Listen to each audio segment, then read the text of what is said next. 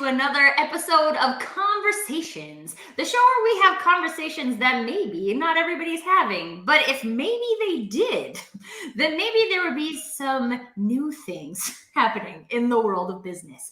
And as always, I have a lovely guest joining me today because, I mean, I could have a conversation with just myself, but I feel like it's not quite as good. For those of you who are regulars of the show, welcome. Please let us know that you're here. Samina, welcome back, my friend. Let us know that you're here. And as a reminder, this is a conversation for all of us. So today we're exploring unique corporate DNA. And I want there might be some of you who are joining the show from the entrepreneurial perspective as well. So keep in mind that when we're talking about unique corporate DNA, we're talking about your DNA as a human. So equally relevant for our folks joining us from corporate as well as our folks joining us from the lovely world of entrepreneurship. Joe, hello. Happy for you to be tuning in too, my friend. So today, I get distracted. Because you're part of the conversation, remember that you can add your questions. So Craig has like all of the knowledge. You guys are going to learn this in a minute. But ask your questions. We are here to answer questions. And we'd also love to hear your perspectives, your experiences in the world of navigating things as a business. Again, it might be a business of one, it might be a business of many, in relation to your unique corporate DNA instead of things that people like to tell you to do. So these are the things we're going to be talking about today. So please share. Please share. We would love to hear your perspectives. Hello, LinkedIn users. Sometimes I can't see who you are. I'm sure you're equally a superhero to us. If you want to share your name in a chat, then we know who you are. We can also reference you by name. So yes, please share your perspectives, share your questions, share your challenges. This is where we get to be in conversation. And the more you guys share, the more we get to learn. So then everybody wins. True. All right. As I choke on my spit. One moment. So what happens in live shows, you gotta go with it. Let's learn a little bit more about Craig Neal, the Collaborator. Because the first time I met you, Craig, I was like, the Collaborator, I need to be friends with him because I'm also a collaborator and we should collaborate together. Hence the show today. So Craig, tell us a little bit more about you, what you're up to in the world, and why talking about unique corporate DNA was something that you were like, yeah, we should talk about. Well, hey, first and foremost, Tracy, thank you for connecting with me. So, it's important to recognize that, I mean, in some way or another, we all do collaborate. We collaborate daily, right? With our family, our friends, community, holding the door open for someone, when we're asking questions at the grocery store, we're working in tandem because, everything is interconnected. There is one guy I know who calls himself the Collaborator, and he is the Collaborator. But we all are collaborators, if we will, right? It was really, the backstory with that is I pondered like, okay, what do I do? What do we all do? And, how am I best serving other people? Not just with, professionally, right? But serving other people. And the way to sum up when you have a wheelhouse that's, overrunning with, different experiences, expertise, and things. I had to sum it up because if, unfortunately, we've been inundated with that specialize or die kind of scenario. So if I'm saying I can, I market, sales, obviously strategy, business development, product development, yada, yada, yada. It's like, okay, well, I didn't catch that. I'm going to step out the door. So Collaborator was the best way to really enable my distinction. But again, my name is Craig Neal, and I am the Collaborator. And that's essentially what I do. I collaborate with leaders and their people to enhance collective performance. And when I say that long-winded, intro, it, sure, it should spark some interest, but then it's again like, whoa, okay, hold on. Essentially, there's no substitute for better. Shameless plug of one of my trademark approaches. And we all have the ability to become better. So that's what I do daily. So I went through collaboration. It's not like a checklist or following some type of methodology or doing, personality assessments. It's really, taking time to understand the person and the people who, and how they perceive the world.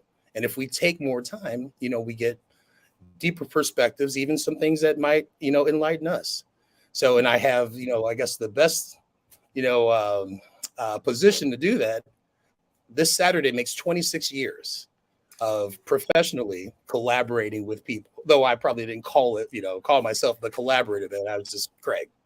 But yeah, the reason I was intrigued, when you brought this up was I believe we have, we have shared philosophies in respect to, okay, how do we identify as ourselves respectively and then collectively? But even more so, as you focus a lot on personal branding, I'm a personal brand, myself, right? So I believe deeply in distinction. And I think that's one thing that, we're missing in the corporate space, if you will. So, the title, as you kind of shared some notes of, what to expect, was intriguing enough. And hey, here we are. So thank you all for attending. Yes. And fun fact, when Craig and I had a brainstorming session, we were like, good thing we recorded this because we said so many good things, which is just fun. When you're having conversations with people who light your brain up and you can just think of new things. Yeah. It's my favorite. Hence why we're here today. Okay, Craig, so you mentioned something in your intro about collective performance.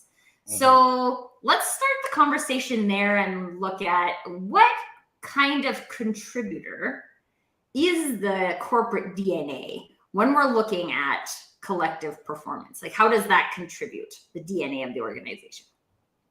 Okay, cool. So we have a mixed audience, right? So let me dive into something that I guess everyone can, understand. Okay, so today I want to start a business, right? And then I put all the work in, make sure that, legally and I guess soundly, I'm, practicing, my business, if it's, products or services. 10 years skip down the line, right? I've perhaps touched on culture. I've talked about, rallying the troops, so that they understand, that, hey, I need you. I want your support. And then 15 years creeps in, 20 years creeps in, and then things kind of cool down, right? Things change over time, and that founder doesn't have that same spark, or they're not as involved. They may have the same spark, but they're not as involved, right, into those, those daily things. Because sure, over time, you're assuming the assumption is that you're scaling or you're growing, and you can delegate a lot of that work to different people who run those departments, mm-hmm. right? So how do you continue that flow? In most cases, it doesn't happen. There are some anomalies, but yeah, it doesn't happen. And so now the founder or the shareholders or however, large you become, all have to come with their own, unique perspectives, almost alienating that of the founder. And we get into that structure of, things not smelling, looking, and feeling like they used to. And it affects, the individual players. So collective performance, right? Because at some point, when you started the company, you had 5 people that were on board and said, hey, you know what? I believe in what we're doing. I love this. This is fun. It's a great place to work. I'm not a number. And, all the stuff that, we all have seen or experienced. And when they kind of lose that luster, they're not performing to the same degree in which they began. And what's worse is when a new leader or CEO, president, whatever, is inserted into the mix, they're bringing their experiences into something that doesn't necessarily have a foundation as it did before, because of that growth and scaling. And so that's going to be a continual challenge that we have. So what I like to do, and I'm intentional about it, is really uncover not necessarily root cause, but okay, where are we at right now? we can't go back to, 1973, although it seems as though most organizations are operating, in that era, and expecting, 2039 results. It's really identifying what's going on right now. Where are we at? Who are our players, right? Every person in the organization, forget about the title, forget about your position. Think about the role. And we had a conversation about this, your basketball background, right? I played sports as well. And I was talking to my son, my 5-year-old, yesterday. We play guitar on Tuesdays and Thursdays. And, I like to stick to that schedule because I can schedule all my stuff around it too. And he's like, Dad, I got to do my homework and then guitar. I just want to, Dad, I can't do two things, at the same time. And, before I just agreed with him, I thought about, wait, hold on a second. Yes, you can. However, can you do those two things, at 100% excellence, right? Can you focus 100% of your energy, time, and, knowledge on that? And the answer is no. However, if we go back to sports, how does one dribble a basketball, pass, and shoot with great proficiency, right? So you can do a lot of things great. And the key to doing things great is realizing that the majority of if you want to call them competitors, I don't believe in that, right? Competition is you. The majority of participants aren't comfortable enough with themselves, and they're not shooting. They're not even putting in the effort. So you're always going to look like a superstar, even if you're only at 35% of your, ability, your capacity. So collective performance means that everyone is disbanding the whole notion of this is my title. Because when we get into titles, then we think about the expectation of our demeanor, our disposition that comes with that title or that ascension, right? So that's garbage, to be honest with you. But, we have a hierarchy in most things that we know who to talk to. But, I guess historically that was for other organizations to know who's the head of marketing, who's the head of sales when they did these transactions. That's why those titles became, an important thing. But if we can disband the title and really think about our role and diving into the role, everyone in the organization involved internally and in most cases externally plays a part in making the whole thing move. So, as I said, I like to dive in and uncover some of those things or reconnect some of those disconnected pieces so people can enhance their collective performance. And I'm just acting as a conduit, but I actually, care about the work. And, I'm assuming that they care about it as well. Yeah, absolutely. And I think what everyone can tell is that Craig is not a surface level guy. He will answer every question in great detail. So if you have questions, you should ask them because you will get a really good deep answer. Okay, so I want to just extrapolate this a little bit for the entrepreneurs because I think sometimes at the beginning of our journey when we're like, well, I don't have 100 employees or 1,000 employees. Like, why do I don't need to think about collective performance, right? But at the beginning, the performance is you, right? So like, just think about yourself and your collective, right? There's things that you have that support you, and there's things that you have that don't support you. And they might not be in your business right now, but they exist in life. And these are equally relevant when we're talking about unique DNA of a business, right? Because it is the foundational piece of it is in you. What feels supportive to you? What doesn't feel supportive to you? There's not one global, this is the thing that feels supportive to all people, right? It's not a thing. So it's really about just looking and exploring what are those things that are meaningful to me, and should I be planning to grow and scale my business, how do I ensure that those types of things remain present as we grow and scale? So I was having a really interesting conversation yesterday, and I have this rule. So when I was in corporate, there were multiple times where I cried on my birthday. And the last year that happened, I was like, nope, no more. Like On your I don't birthday? on my birthday, right? Oh, Like really, you can't just give me the space on my birthday. Anyway, I'm there's a sorry. variety of things that were at play, but at the same time, I'm like, it's my birthday, right? And if I'm not going to prioritize my birthday, then who's going to prioritize my birthday? So since I left, I'm like, I take my birthday off. I don't work on my birthday. I don't work on Nicholas's birthday. This is just like part of my vacation planning. Yeah. And I was having a conversation yesterday, and I was like, when I have all of the employees, all of them will get their birthday off. Yeah. Right. And so it's not that that's like the right thing to do in terms of like building, scaling, and growing a business. But this is what it looks like to build based on my corporate DNA. This is what I say. Everybody has one birthday in a year, and that day is about celebrating you. And therefore, you should celebrate you in the way you deem worthy. And you don't have to use a vacation day for it. You just get it. It's your day, right? Do you? If you want to come to the office, you can. I don't know why you would. I'm not going to. But like, it's your day.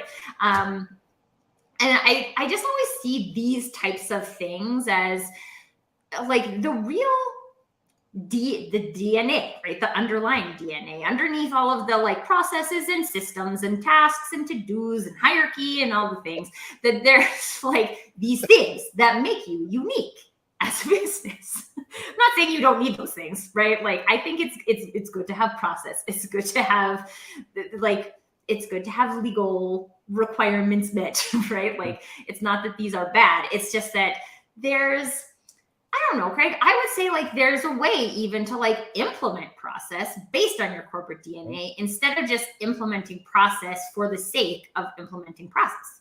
What are your thoughts?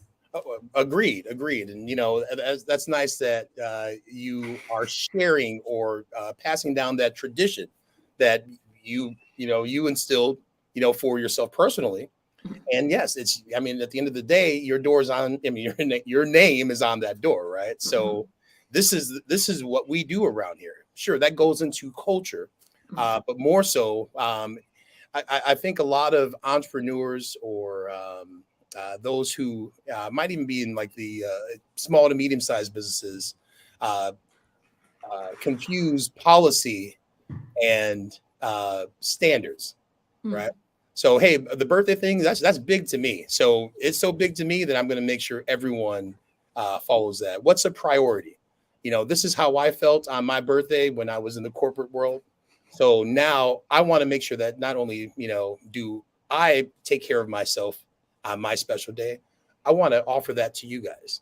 No different than what, our parents did. They had their, these are our family traditions. These are our rituals, whatever. And I want you guys to carry that on. And if you really look at it, a lot of things still embedded in us, not just by DNA on a genetic standpoint, but what we were ingrained to think and believe, as children up to being parents ourselves, right? We carry over those traditions. That also can be the case within the dynamics of a corporate culture. So, so someone's saying, hey, well, that's just what you want to do, Tracy, or that's what the boss wants to do, and it's not for me. Well, I think communication or communicating how important that is. A backstory helps out quite a bit, right? And it's not a backstory to ask for the feedback or to make the decision on whether or not you're going to. It's something that should not affect anyone. And if you want to work, hey, you know what? You can opt out of taking off your birthday. But you know what? This is a perk that we have here because you're important to me. And I want you to feel special like I do when I take care of myself on my birthday. Right. So these are things that, help others, realize that, okay, I'm part of something. When we talked off air last week or a week ago, week before that, I talked about, my whole thing with an exclusive, inclusive culture. And, with that to the outside world, they're wondering, man, what's making them tick? But inside, we know we have our own functional, way of doing things. And it's almost like branches of, the DNA diagram, if you will. So, and it flows. And that's one minor thing. Mhm. I was thinking on, earlier drive today, I was thinking like, one of the biggest challenges is uh, the structure of an organization's culture. Like I said, policy and the way we do things and standards around here, right? Of how we kind of live, you're working, but you're living. You're with these people, 40, 50, 60 days a week, 60 hours a week. Don't you want to be just a little bit, happy or excited? You don't have to be best friends, but you have to work together for a greater goal.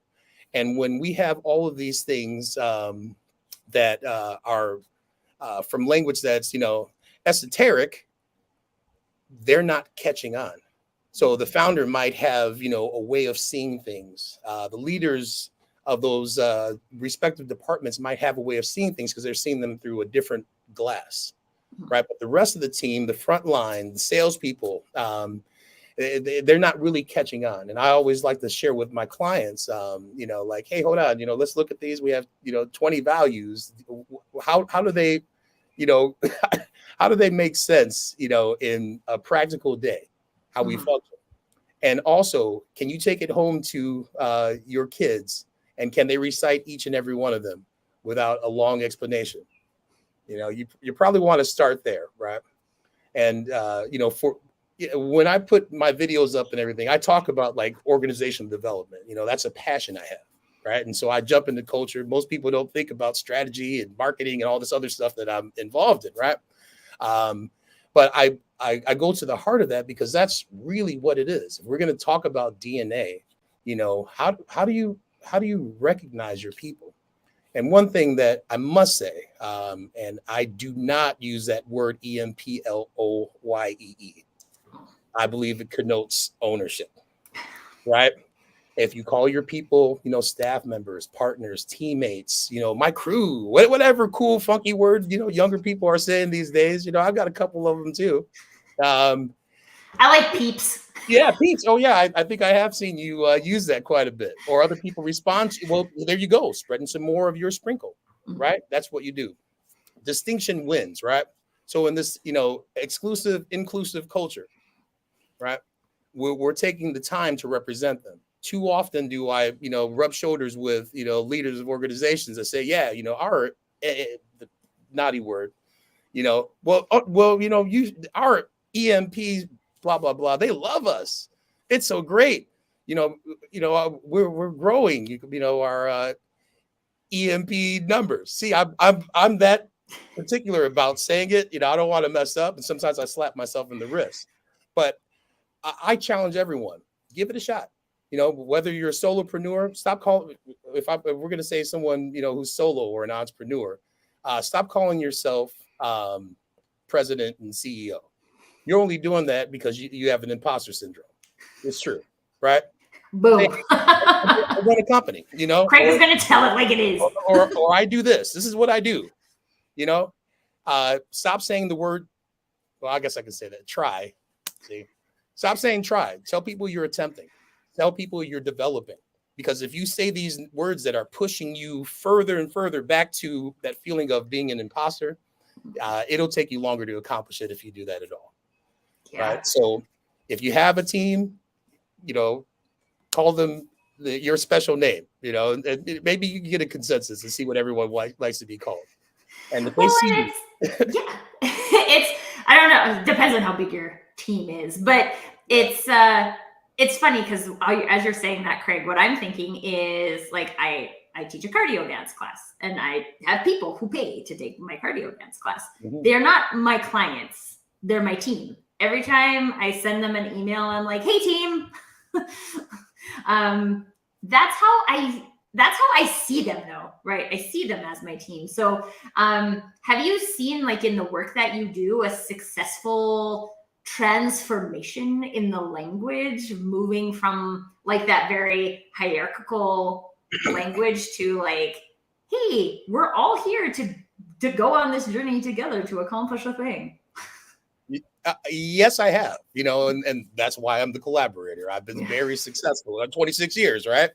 I mean, it wasn't always great. I've had some, mistakes that I've made as well, but I grew and got better. There's no substitute for better. Another time I plug that. And while I'm on that topic, so distinction, right? That's what wins the game. The reason I have, 12 trademarks for my, entities, is because I wanted to identify the source. But also one thing that I do with my clients is I help them discover ways to communicate. So, so whether it's, a tagline or something, a saying that they have about, how they feel, collectively, let's protect that, so we know that that's our thing. And we all can kind of jive, we can get together at the table and say, yeah, we did that. No, nothing makes the team, prouder to say that, hey, you know what, I contributed. I haven't seen anyone boohoo it. Oh, we won, right? Like we all won. It's good, So you don't have to trademark it, but think about making it your own and living up to the words, because if you're the founder, you're an entrepreneur. And don't get it twisted. I work on special projects with those who are developing their businesses as well. So I'm not just all in the corporate space. So I see both sides of the coin. Now, if you're by yourself, think of things that will help you describe what it is that you do. A big part is passion, right? I had a client that said, well, you know what? I love this. I understand that, the weight on my shoulders, and I know what the greater good is, for the work we do. But to be honest with you, Craig, I don't have passion for this industry or this business. And that's a lot of us, right? We're doing it. Either we chase the money, chase the status or the title, right? Which is all bull crap, right? And so we can tell our friends, how cool we are. But, and then we abandon those things that we're passionate for. Now, what I said is, hey, well, while you are here, I mean, you have the ability to close the doors today, but that's probably not going to work out too well.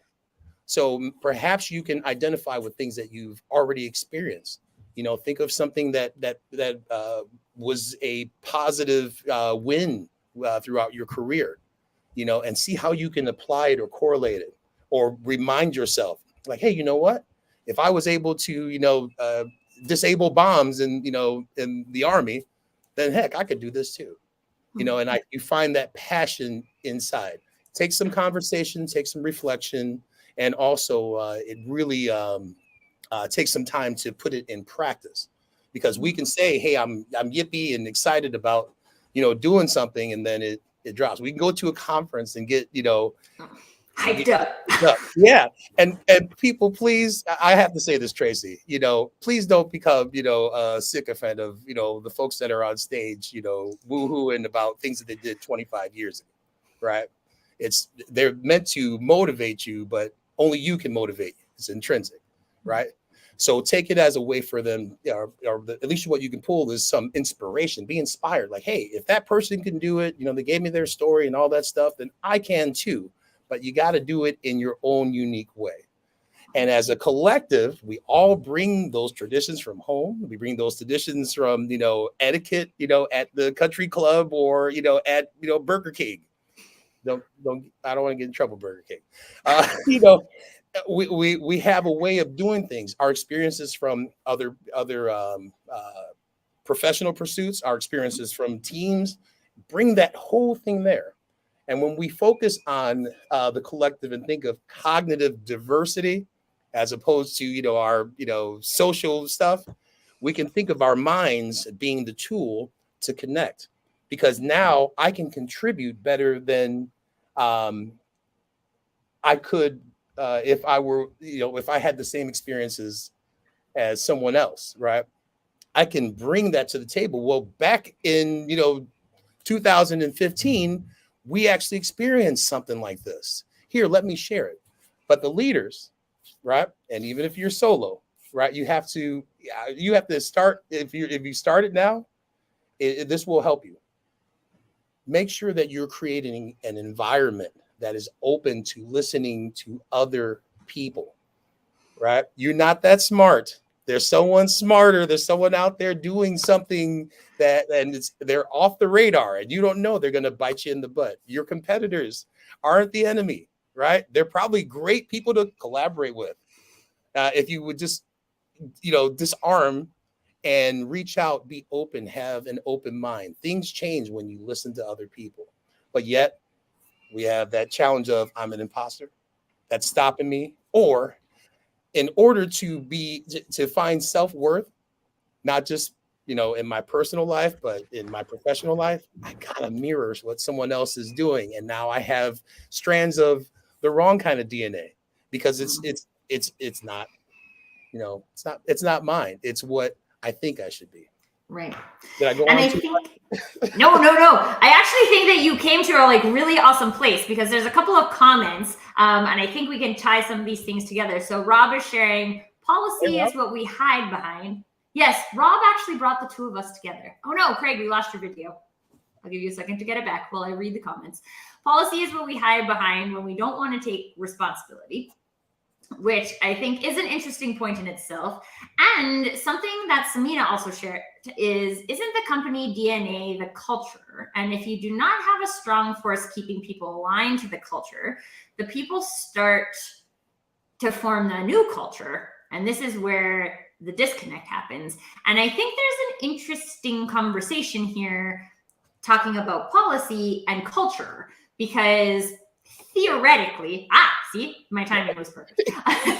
Theoretically, the things that could be keeping people aligned to the culture could be policy, right? Like, we have these policies in place, you follow the policies, and that's what's keeping people aligned. But I think there's a difference when it's like that, like you said, just you're being yourself, you're doing what you would do instead of what someone else tells you should do. And having a group of people together who believe in those types of things, right? I love, Craig, that you talked about like listening as part of as a value, really, right? So if I'm going to, I think too, for me, like, I care about listening, right? Like, I think it would be awesome if everybody cared about listening, but I don't think that everybody cares about listening. However, I do, and I care about hearing people's perspectives and giving people space and all of these things. And so, like, this is why I would give people the day off on their birthday, create like brainstorm sessions where we're literally not doing anything except putting ideas on the table, because that's where I think new ideas come from. That's what I think, right? That's not because some book somewhere that says these are good policies to have to keep your business safe told me to build it that way. So these are and it's not that theoretically those policies can't keep your business safe, right? Quote unquote, keep your business safe. What does that mean? Maybe it's keeping it safe legally. Usually it doesn't lead to good scaling and growth, but that's how you not to do anything. Right, yeah. Hey, don't do anything. Yeah. Sam is sharing, the policy does not keep them aligned. Communication through the story keeps them aligned. And I think that's the power piece, right? When people get aligned in the story, but not even just that, like, because I've worked at companies where everybody can recite the values, yet nobody lives by the values, or at least nobody lived by my definition of the values, right? Because we didn't have so last week I had Paul Howery on the show, and he likes to talk about us stories from a belonging perspective. And like, we didn't have an us story. Like, I didn't know my role in the us of the company. I just knew my job title and I knew my job tasks, and I could recite the values for you, but I didn't have that like true connection. So Craig, from the like corporate DNA perspective, like, how much easier is it for people to connect to a business in a like meaningful way if we're doing things based on our unique DNA versus we're doing things someone else said I should do? Right. Okay. Very good. Very good. On another note, Rob, and then I didn't catch the young lady's name right after, but I guess that was subcultures. That was brought up, right? So if you don't set expectations, they'll never be met. So I'll give you an example. I have a client now that where we added a process within the interview phase, right? Where the goal is to identify whether or not this person has taken the time to look at four simple values on the website, everywhere it's plastered here and there. You can't come into your second interview and not have an opportunity to recite them, right?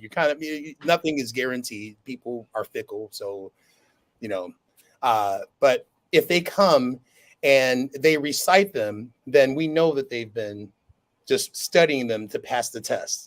And I think that's what's happening oftentimes within organizations, where we just want to pass the test so we can get by, get paid, and do our part and, go home to our families, and, the cycle continues. And then we're wondering why we're not progressing, or why we got in trouble at work for, poor performance. Right. So I think the ones that we do take to the next round, this client and myself, they're the ones who can, sure, they know what they are, but they can recite them in their own unique way. How does this meet your expectations, or how are we aligned? Right? Because if you're going to come here, this is what you're going to be held accountable for. This is how your evals are going to be argued, right? Are you an exemplar, right? I want you to be an exemplar just like me, because I got rid of the whole hierarchical title, and I'm talking to you as a member of this team. We're both playing roles. I have to do this stuff. That's what that's what is my job function, but if I don't do this stuff, you won't have this. And if you don't do this stuff, I won't have this. So if we're going to operate and play in the sand, these are the things that I need you to subscribe to in your own way. Or, hey, you know what? Let me even open the door. Let's ad lib for me, or, leave a suggestion. What should we say?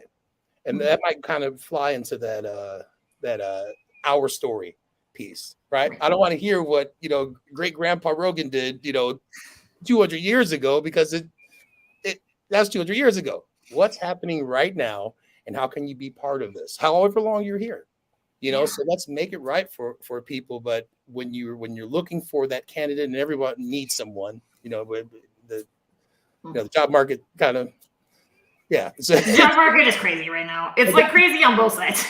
Don't be so hasty, right? Think about who you're going to bring in, and anyone who's experienced, whether you're developing your firm or your practice, or starting your company, making widgets or whatever. What did you experience in your previous career when you probably were a team member, right? Mm-hmm. What don't you want to bring over to your side now that you're an even harder boss than you were, or than you had at your previous experience? Thinking about those things, thinking about who you want to bring in. And you talked about peeps. They're your family, right? You want to be able to trust them, count on them. So you set that expectation from the beginning. And when you have existing team members, you also reintroduce them, to what, may have gone awry in the past, but what you expect right now. And everyone has the ability to make a change right now. If I wanted to move today, I could do it, right? I have to make that decision, but it's possible, right? There may be some obstacles, but I can do it. When you're surrounded by people who are collectively performing for the greater good of whatever they're, producing or selling or whatever, right? You have them captive, make it right. Yeah.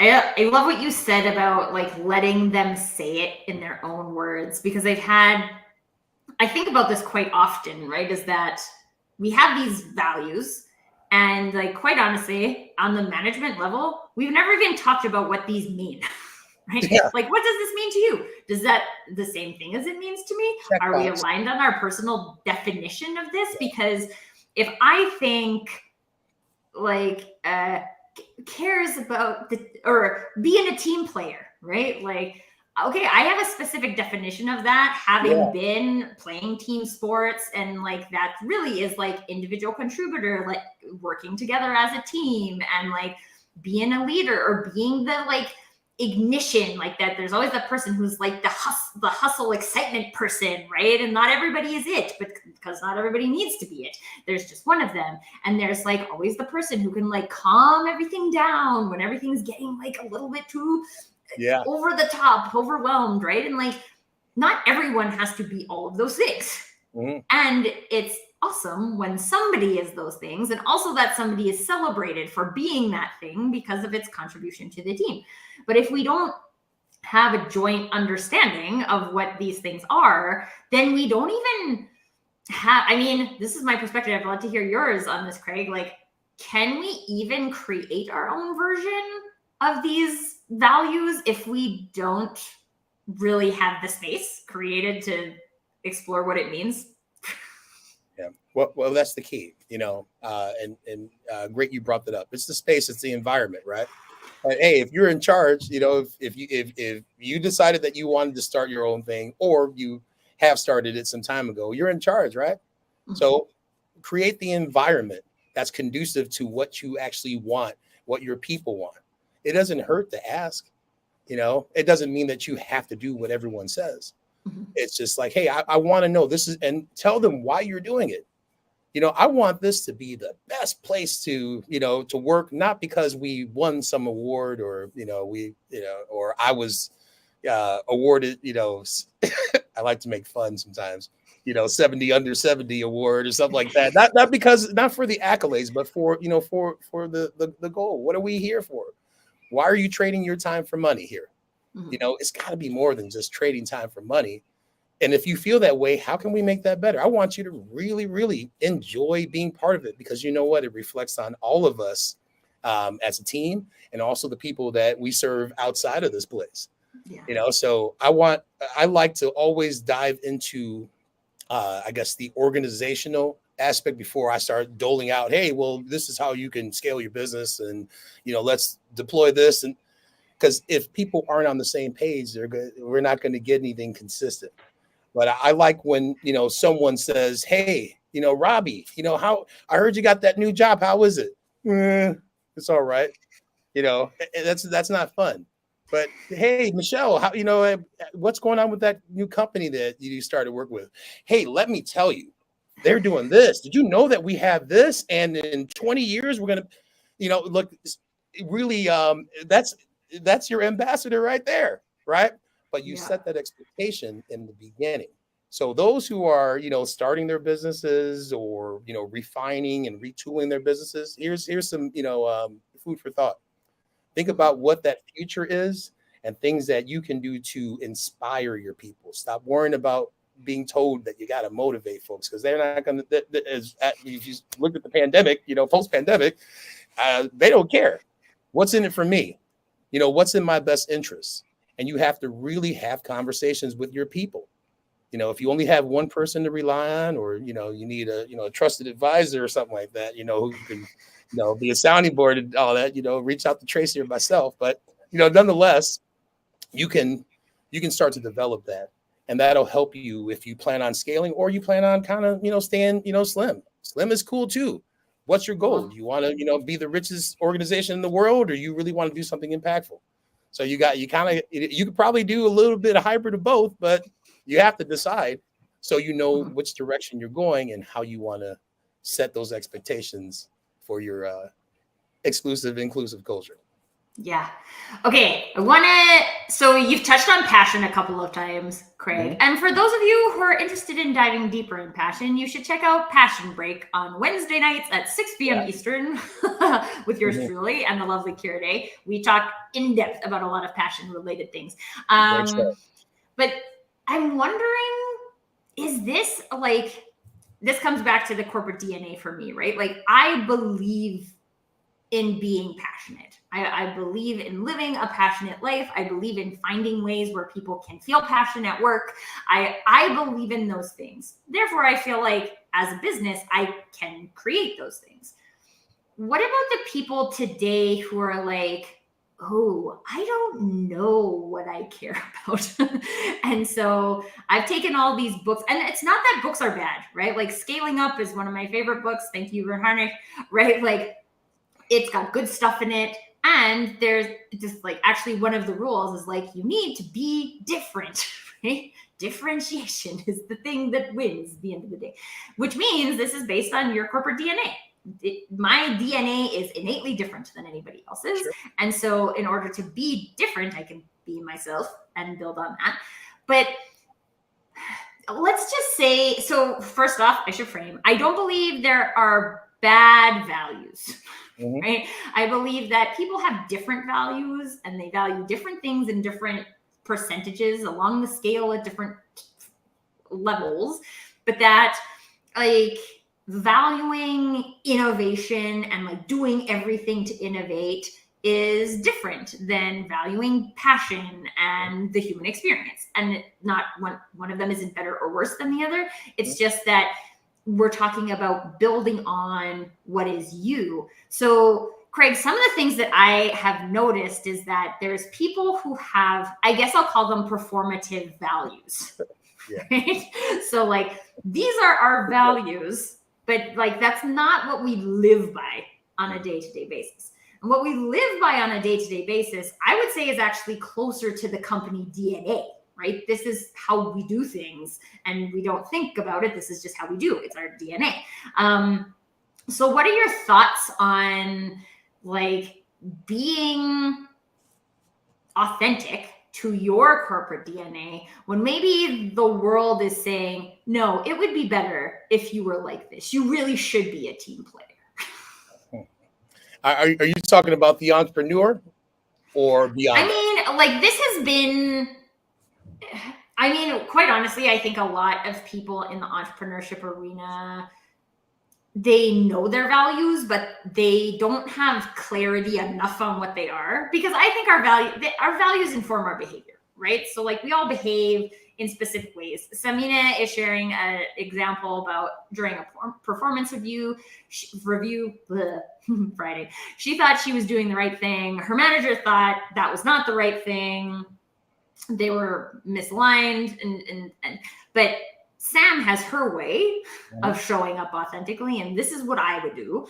And the manager has a different way. And I wouldn't say, again, like one of those is good or bad or the right or wrong way. It's different ways, and there's things to learn and explore. But what happens, I mean, my experience as an employee is that here's what we do, and here's what we say, and here's what we actually hire people based upon. But that's not actually what happens, or it's not my interpretation of what cares about people. To me would be like, if I've written into my contract, which at one point I did, that I work in the office from 9 to 4 because I have to drop my son off at daycare and pick my son up from daycare, then I expect that to be respected. To me, that would say cares about people, that you respect my wishes on like how I'm running my day. And constantly I would have people booking my time at 5 o'clock because they need to have this meeting, or this needs to get done by tomorrow at 8 a.m. And you're like, you're not, this isn't cares about people activity. This is cares about revenue activity. Yeah. And it's fine. I'm not saying that that's bad, but you sold me cares about people. Right. So now we're in misalignment. And like Sam shared, like, I think that's what causes the misalignment is we're trying to be this, and we don't really have, dare I say it, the balls to say, like, we care about revenue over everything.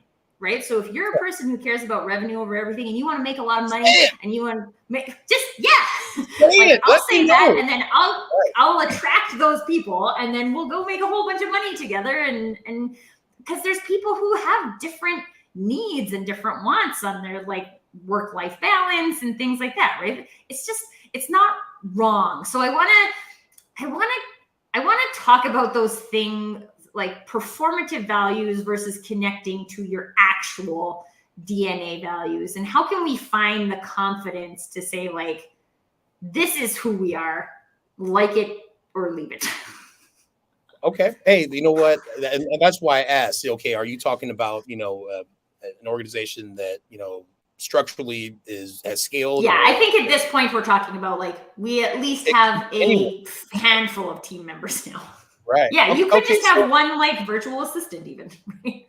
if you have your must-haves, right, and you have the ability to, I mean, I think everyone has the ability to request something before they take on the position, right? I would say because it's a two-way street. So before you accept something, don't eagerly accept a position or a role just because you feel you can hit these little bullet points, because there will always be something, or you got that little caveat, and other duties management may impose on you at a later date, right? That's not clearly written out here. So you can expect that. Or they have the opportunity, or the right to change it, change a policy or not stand behind something.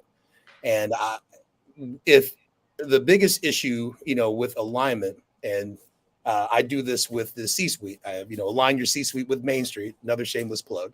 It's one of my, trademark approaches that kind of focuses on communication and I guess the shared responsibility of keeping, the horse running. And if we're not constantly communicating why we need each other, marketing and sales are always at each other's throats, but really they're the best sisters if you really put them in action, right? But yet we're looking at what the expectation is. We're fighting over budgets and stuff like that. No one's really saying, hey, this is what I need. This is what I need from you. And in the case that was Sam, who had that comment as far as the disconnect between her manager and what she felt was following or adhering to the values. At that case, that manager shouldn't just reprimand, but more importantly, find a way to understand. Okay, describe to me, and let's look at this. And your values, right? They're part of it. Those are the norms that we live by before we have to go into policy and see if you're in trouble for something, right? Or you violated the policy and get expose us to legal challenges and stuff like that. You can leave that policy book, alone if you really think about the values. And if that person, who may be a supervisor or whatever doesn't know, then maybe they can do, a little bit more, go the extra mile and go speak to their supervisor and say, hey, look, here's our situation. I want to hope, we really like Sam. I want to avoid this and I want to properly, do my due diligence. What do you think? Right. And so you get 5 people who say, yeah, that sounds like it. Then they can use their discretion. But at least, Sam would have had the benefit of getting everyone in the mix. What it does gives Sam clear understanding of, okay, well, maybe now I understand because I heard other perspectives. But also those managers are engaged. They're like, oh, man, we've never had this before. Maybe we need to change policy. Right? Well, and I guess what my brain is saying, so let's just, Samina, I don't know your manager. It might be a lovely person, right? In lots of areas of life. We're just using this as an example now. But what if that person was just very, very much believed in like reprimanding people? Let's say they were raised that way. Let's say all of their leaders have led them that way. And so to them, that's just like, that's the thing you do, right? Which I do think to some degree is then like DNA-ified, because I like to make up words. But so I guess what would even be the like turning point where someone would be like, okay, maybe this reprimanding thing isn't the direction to go, and maybe I want to explore something different. Like, are there some questions, or is there like something that you've seen has been effective in kind of igniting that desire for transformation? Because this is a big deal, right? We're saying now, like, this is my whole being as a human, and now I've decided, or I'm being told on a corporate level, that I have to change who I am and how I address things. And that's like not a 5-minute LinkedIn training course, right? Like that takes a minute to make that transformation. So if we get to the point where we're like, we need to readjust our corporate DNA, because we also know what I mean, I think we're all familiar with what happened in Jurassic Park when we started messing with DNA, right? Like it can be dangerous. So like, what are the important things that get us to, what I get, not important things, but what are the indicators that you've seen where now people are like, okay, really what you need to be looking at is like, how is the DNA of your organization creating this? And if you want this, which is over here, what do we have to do differently? Okay. Yeah. Well, it doesn't have to be me. It doesn't have to be you, Tracy, but it would be great to get a fresh perspective, right? Because you're breathing the same fumes from the bakery, right? No one's going to give you, because again, it's about, how does this change affect me? I don't want to expose myself as being the bottleneck or the culprit to the attrition that we have here, right? Or people acting outside of the cultural norms. So, perhaps having an expert come in and identify it. But moreover, if you're going to do it alone, uh, every leader should act as an exemplar. Every team member should act as an exemplar, holding up those standards. But an exemplar is not just the one, faking the funk and, saying, yeah, well, I believe in integrity and all that stuff, right? They should also question what it means. Right. Right. What does it mean? Can you explain it? I mean, I don't know if, we're not in high school, where we have like a teacher or a university or whatever professor, right? Even they ask you to, explore the why. Mm-hmm. So ask, if you don't understand it, ask. And if you're really serious about something, if you really want to change things, then come prepared, right? We're dynamic people in general, right? And we can say, oh, I can't stand this crummy change in, the policy, but never ask why, never, address it or fail to be prepared to, explore a better understanding. And so if we're acting as exemplars company wide, small or large for, everyone here, then we're questioning how we can make it better. There's no substitute for better. Last plug, because I know we're running out of time. And there are always ways. There will always be a way to enhance the collective performance, the collective DNA. But intrinsically, right, we have to decide whether or not we're that right fit. If it's not going well, if you've run into many roadblocks or you have super thin skin, because business is simple. It's very easy. It's people. The people complicate everything.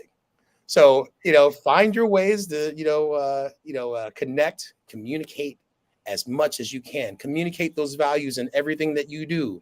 And within my realm, with my clients, we create or refine values that are used for everyone, regardless of role, to question or to call people out. And how am I going to, discipline someone who was standing up for what I hired them in for? And like, okay, well, pie in your face, good. Thanks for letting me know that you don't believe in this stuff on the wall. I'm out, right? Yeah. And that's happened quite a bit. Mm-hmm. That happened, during and post the pandemic, because it was hurry up and get this paper chase, or stick with the standards that we're just so used to. And not make that change. But change can happen right away. It's just how do you adapt to that change, because it's going to happen regardless of whether or not it's you and your personal DNA and style, or it's going to happen. So find a way to adapt. Yeah, I really love that that's where you went with that, Craig, because sometimes I don't know where people are going to go with the questions I ask. But this is something that I feel like I come back to quite often on this show, is that it's nice when we talk about policy and culture and all these things that are being maintained by the organization, right? Like getting a third-party perspective and creating space for us to explore. That's things that a company can do. And what can we do as the individual people, as people who are saying yes to this, right? If I'm not going to challenge it, then I'm not, I know Samina and I have this in common, right? Like, I'm no good at just following a broken process, right? Like, I'm terrible at that. I actually have to fix it. And I've told people that in interviews before. And I have, in one scenario, respectfully withdrew my candidacy because they were like, no, that's not what we're looking for. And these are the things we have to do for ourselves as well, right? And I think it's nice, and I encourage companies to do it from a corporate perspective, and it's equally important for us as each individual team member to be able to stand up for ourselves. Okay, Craig, I feel like we could talk a lot longer, but we are at our time for today. We will definitely reconnect in some type of way. Thank you for having me on, Tracy, and hey, thanks for all the great questions and comments, guys. Yeah, thank you, Craig. So last but not least, where is the best place for people to find you should they want to continue the conversation with you? Oh, great. Well, CraigNeal.com. That's CraigNeal. Or, if you don't have to follow me. That's not my goal. However, they have this, @ sign, and it's change condition. That's what I do. So @change condition, you'll probably find videos and other stuff that I share. Or my phone number should be out there, so call me. And Craig is also linked in this post. So if you're having trouble finding him, although you shouldn't because he's the one with all of the trademarks, then connect me and I'll connect you to him. We will get you connected. And last but certainly not least, as a reminder, if this is a conversation that is relevant, important, passionate for you right now, don't let this be the last part of the conversation that you participate in. Make sure you keep the conversation going. There's a bunch of people in the chat here today. Connect with each other, connect with me, connect with Craig. This is our jam to keep building in these arenas. So we encourage you to do the same. And until next week, everybody, thank you so much for joining us today. And thank you again, Tracy. Thanks, Greg.